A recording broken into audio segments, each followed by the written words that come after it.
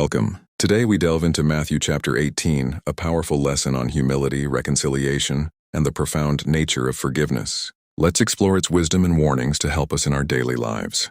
The chapter culminates in a direct question from the Apostle Peter to Jesus. Lord, how often shall my brother sin against me, and I forgive him? As many as 7 times? Peter likely thought he was being generous. But Jesus' reply expands the horizon of mercy infinitely. I do not say to you, up to 7 times, but up to 70 times 7. This isn't a mathematical formula. It's a command for limitless forgiveness, a radical standard of grace. To make this point unforgettable, Jesus tells a parable. This is our case study. A king decides to settle accounts with his servants. One is brought to him who owes an astronomical sum, 10,000 talents, an amount impossible to repay.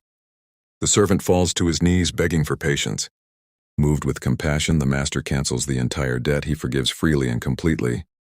But the story takes a dark turn. That same servant, fresh from his own pardon, finds a fellow servant who owes him a tiny amount, 100 denarii. He grabs him, chokes him, and demands repayment. Despite the man's pleas for mercy, the forgiven servant has him thrown into prison. When the king hears of this, his compassion turns to righteous anger. He summons the wicked servant. You wicked servant, he says, I forgave you all that debt because you pleaded with me. And should not you have had mercy on your fellow servant as I had mercy on you? And the king handed him over to be punished until he should pay back all he owed. This is the critical warning. The parable teaches us about the scale of God's forgiveness. The debt we owe to God is immeasurable, like the 10,000 talents. The offenses we suffer from others are, by comparison, like the 100 denarii. But how do we apply this radical command in our messy, real-world lives? Here's some practical advice. First, make a conscious choice.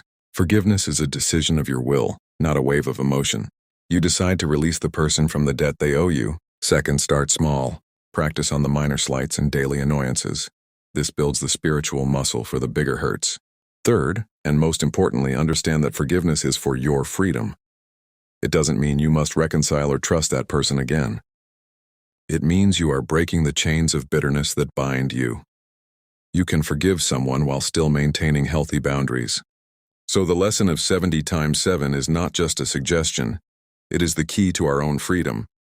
It calls us to practice radical mercy, reflecting the mercy we have received. It is a challenge to apply critical thinking to our own grudges and a warning about the spiritual consequences of a hard heart. Let this wisdom guide you.